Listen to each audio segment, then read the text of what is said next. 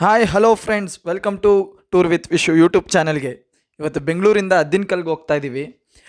Bengaluru to Mangaluru national highway 75 ಬೆಂಗಳೂರಿಂದ 108 kilometre ದೂರದಲ್ಲಿರುವಂಥ ಅದ್ದಿನಕಲ್ ಬೆಟ್ಟಕ್ಕೆ ಹೋಗ್ತಾ ಇದ್ದೀವಿ. ಯಡಿಯೂರಿಂದ 7 ಕಿಲೋಮೀಟ್ರ್ ಮುಂದೆ ಹೋದರೆ ಬೈಸಂದ್ರ ಆರ್ಚ್ ಸಿಗುತ್ತೆ. ಆರ್ಚ್ ಒಳಗಡೆ 3 ಕಿಲೋಮೀಟ್ರ್ ಒಳಗಡೆ ಹೋದರೆ ನಾವು ಅದ್ದಿನಕಲ್ ಬೆಟ್ಟಕ್ಕೆ ಹೋಗ್ತೀವಿ ಸ್ನೇಹಿತರೆ. ಅಲ್ಲಿ ಮಾಂಸಾಹಾರನೂ ಸಹ ನಾವು ಪೂಜಿಸೋಕ್ಕೆ ಅವಕಾಶ ಇದೆ. ಪ್ರಪಂಚದಲ್ಲಿ ಮೊಟ್ಟ ಮೊದಲ ಬಾರಿಗೆ ರಾವಣನ ಮಗನ ಇಲ್ಲಿ ಪೂಜಿಸ್ತಾರೆ, ಇಂದ್ರಜಿತ್ ಅಂತ. ಈ ಬೆಟ್ಟ 980 ಅಡಿಯಿಂದ 1000 ಅಡಿ ಎತ್ತರವರೆಗೂ ಇದೆ. ಹದ್ದಿನಕಲ್ಲು ಅಂತ ಏನಕ್ಕೆ ಹೆಸರು ಬಂತು ಅದನ್ನು ಮುಂದೆ ಒಂದೊಂದಾಗಿ ನೋಡ್ತಾ ಹೋಗೋಣ. ಹಾಗೆ ಒಂದು 5-6 ಹೆಜ್ಜೆ ಮುಂದೆ ಬಂದರೆ ನಮಗೆ ಒಂದು ಬಂಡೆ ರೂಪ ಕಾಣುತ್ತೆ. ಆ ಬಂಡೆಯಲ್ಲಿ ಕಾಲಿನ ರೂಪ ಕಾಣಿಸುತ್ತೆ. ಇಲ್ಲಿನ ಸ್ಥಳೀಕರು ಹೇಳೋ ಪ್ರಕಾರ ಇದು ಆಂಜನೇಯನ ಪಾದ ಅಂತ ಇಲ್ಲಿನ ನಂಬಿಕೆ ಇದೆ.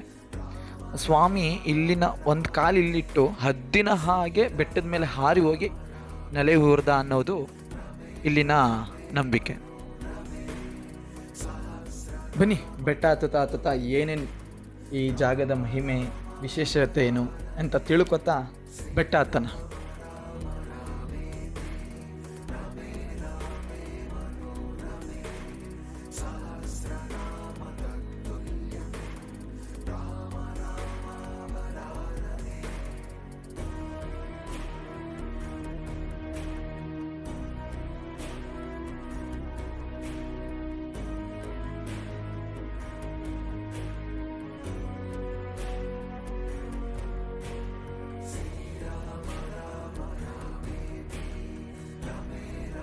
ಎರಡನೇದಾಗಿ, ಈ ಬೆಟ್ಟ ಹದ್ದಿನ ಆಕಾರದಲ್ಲಿ ಕಾಣಿಸುತ್ತೆ ಅಂತ ಹದ್ದಿನಕಲ್ಲು ಅಂತ ಹೆಸರು ಬಂತು ಅಂತ ಸಹ ಹೇಳ್ತಾರೆ.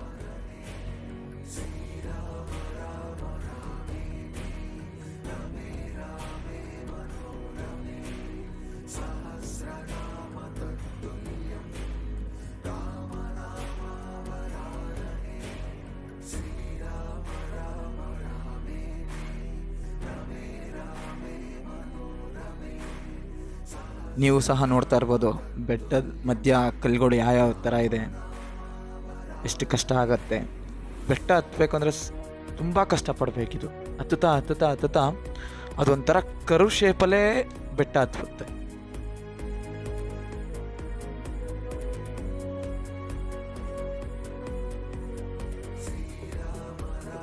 ಅಡ್ವೆಂಚರ್ಸ್ನ ಟ್ರೈ ಮಾಡೋರು, ಟ್ರಕ್ಕಿಂಗ್ ಹೋಗೋರು ಈ ಬೆಟ್ಟನ ತುಂಬ ಇಷ್ಟಪಡ್ತಾರೆ. ಯಾಕಂದರೆ ಆ ರೀತಿಯ ಒಂದು ಎನ್ವಿರಾನ್ಮೆಂಟ್ ನಮ್ಗೆ ಕಾಣಿಸ್ತಾ ಹೋಗ್ತಾ ಇದೆ. ಒಂದೊಂದೇ ಎಷ್ಟು ಅದ್ಭುತವಾಗಿದೆ ಅಂದರೆ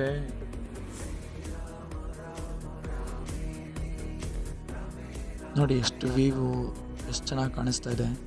ಟ್ರಕ್ಕಿಂಗ್ ತುಂಬ ಎಂಜಾಯ್ ಮಾಡ್ತಾರೆ ಇಲ್ಲಿ ಬರೋರು. ಇಲ್ಲಿಂದ ಯಡಿಯೂರು ಸಿದ್ಧಲಿಂಗೇಶ್ವರ ದೇವಸ್ಥಾನ ಸಹ ಕಾಣಿಸುತ್ತೆ. ಮೇಲೆ ಹೋಗ್ತಾ ವ್ಯೂ ಅಷ್ಟೇ ಚೆನ್ನಾಗಿ ಕಾಣಿಸ್ತಾ ಹೋಗ್ತಾ ಇತ್ತು ನಮಗಂತೂ.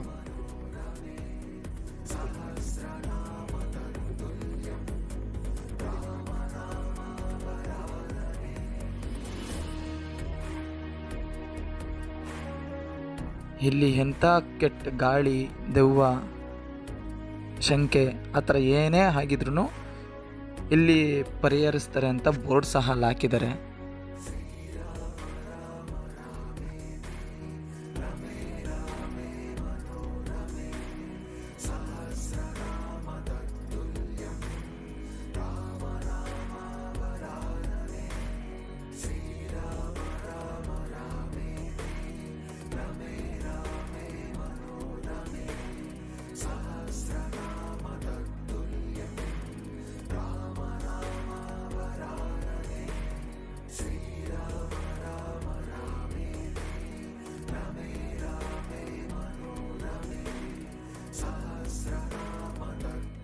ನೋಡಿ, ಬೆಟ್ಟ ಹತ್ತುತ್ತಾ ಯಾವ ರೀತಿ ಕರ್ವ್ ಯಾವ ಥರ ಹತ್ತಬೇಕು ಅನ್ನೋದು ನೋಡಿ.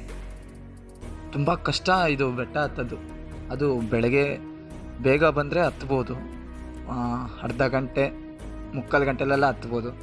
ಉರಿಯೋ ಬಿಸಿಲಲ್ಲಿ ನಾವು ಮೇಲ್ಗಡೆ ಹತ್ತುತ್ತೀವಿ ಅಂದರೆ ಆಗಲ್ಲ, ತುಂಬ ಕಾಲು ಸುಡುತ್ತೆ. ಅದು ಜಾಗ ತುಂಬ ಬಂಡೆಗಳೆಲ್ಲ ಕಾಯ್ದು ಬಿಟ್ಟಿರುತ್ತೆ. ಇಲ್ಲಿಂದ ಹಿಂದೆಗಡೆ ಚುಂಚನಗಿರಿ ಸಹ ನಮ್ಗೆ ಕಾಣಿಸುತ್ತೆ ಈ ಬೆಟ್ಟದ ಇದರಿಂದ.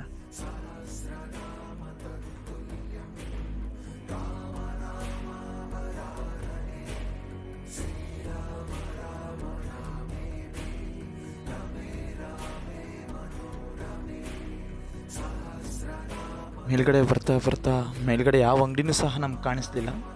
ಬರ್ತಾ ನೀರು ಬಾಟ್ಲು, ಬಿಸ್ಕೆಟು ಅದನ್ನು ನಾವು ಸಮೇತ ತಗೊಬಂದರೆ ಒಳ್ಳೆಯದು.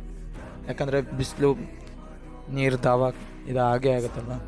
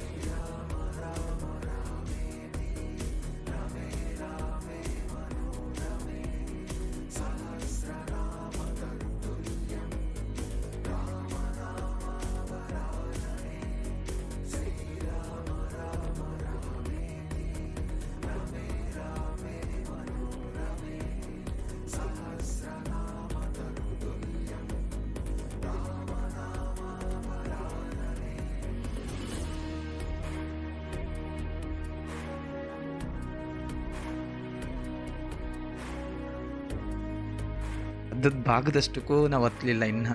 ಇನ್ನು ಮೇಲಿದೆ ಬೆಟ್ಟ ನೋಡಿ, ಅದು ಎಷ್ಟು ಚಿಕ್ಕದಾಗೋಯ್ತು.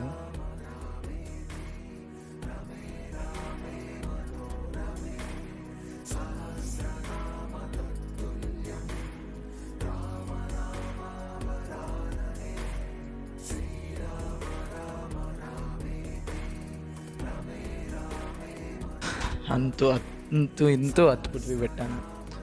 ದೇವಸ್ಥಾನ ಕಾಣಿಸ್ತಾ ಇದೆ ನಮಗಲ್ಲಿ ನೋಡಿ. ಆವಾಗಲೇ ನಾನು ಹೇಳಿದ್ನಲ್ಲ, ದೆವ್ವ, ಗಾಳಿ, ಶಂಕೆ ಏನೇ ಇದ್ರೂ ಬಿಡಿಸ್ತಾರೆ ಅಂತ. ಅಲ್ಲಿ ಬರ್ದಿರೋ ಚಿತ್ರದ ಮೇಲೆ ಕುಣಿಸಿ ಅವ್ರನ್ನ ಆಹ್ವಾನ ಮಾಡಿ ಅಲ್ಲಿ ಬಿಡಿಸ್ತಾರೆ. ಇಲ್ಲಿ ನೈವೇದ್ಯ ಎಲ್ಲ ಹಾಕಿದ್ದಾರೆ, ಆದರೆ ನಾನ್ ವೆಜ್ ಒಳಗಡೆ ಅಲೋ ಇಲ್ಲ.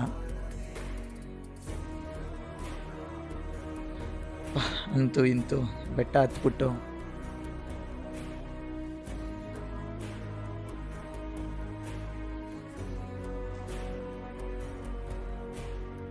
ಇದು ದೇವಸ್ಥಾನ. ಇಲ್ಲಿನ ಪ್ರಕಾರ ಇನ್ನೊಂದು ಅರ್ಥ ಏನು ಅಂದರೆ, ಹದ್ದುಗಳೆಲ್ಲ ಆ ಸ್ವಾಮಿ ವಿಗ್ರಹನ ತಗೊಂಡೋಗಿ ಬೆಟ್ಟದ ತುದಿ ತಂದು ನಿಲ್ಲಿಸಿತ್ತು ಅನ್ನೋದು ಒಂದು ನಂಬಿಕೆ ಇದೆ. ಇನ್ನೊಂದೇನು ಅಂದರೆ ನೋಡಿ, ಇದೇ ದೇವಸ್ಥಾನ ಆವರಣ.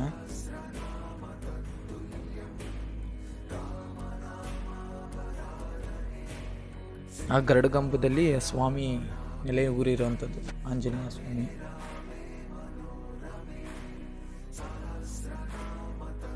ಇಲ್ಲಿ ಶನಿವಾರ, ಮಂಗಳವಾರ, ಭಾನುವಾರ ಇಲ್ಲಿ ವಾರದ ದಿನಗಳು.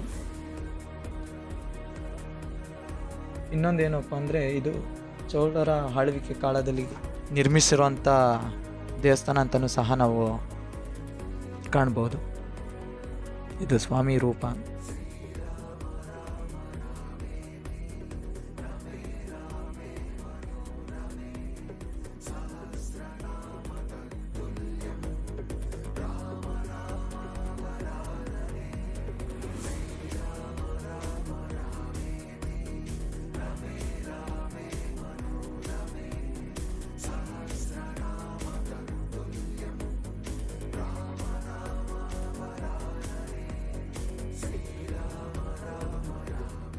ಇದು ಹೊಸ್ದಾಗಿ ಕಟ್ಟಿಸಿರೋವಂಥದ್ದು ಉತ್ಸವ ಮೂರ್ತಿ. ಮೇಲ್ಗಡೆ ಪರಮಾತ್ಮ ಇರೋದನ್ನ ಇಲ್ಲಿ ಉತ್ಸವ ಮೂರ್ತಿಯಾಗಿ ನಿಲ್ಲಿಸಿದ್ದಾರೆ. ತುಂಬ ಚೆನ್ನಾಗಿ ಕಟ್ಟಿದ್ದಾರೆ ಈ ದೇವಸ್ಥಾನನ. ಒಳಗಡೆ ಅಲ್ಲೋ ಇದೆಯೋ ಇಲ್ವೋ ಗೊತ್ತಿಲ್ಲ ಮೊಬೈಲು. ಇಲ್ಲಿನ ವಿಶೇಷತೆ ಏನು ಅಂದರೆ, ಈ ಸ್ವಾಮಿ ಹೂವು ಪ್ರಸಾದ ನೀಡ್ತಾನೆ.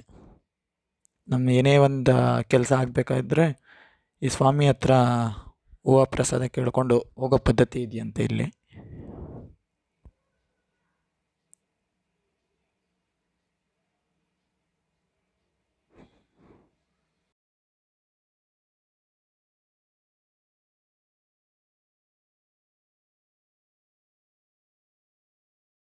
ಈ ವಿಡಿಯೋ ಇಷ್ಟ ಆಗಿದ್ರೆ ಸ್ನೇಹಿತರೆ ಲೈಕ್ ಮಾಡಿ, ಶೇರ್ ಮಾಡಿ. ದಯವಿಟ್ಟು ನಮ್ಮ ಯೂಟ್ಯೂಬ್ ಚಾನಲ್ಗೆ ಸಬ್ಸ್ಕ್ರೈಬ್ ಮಾಡಿ, ಯಾವಾಗಲೂ ನೋಟಿಫೈ ಆಗಿರಿ.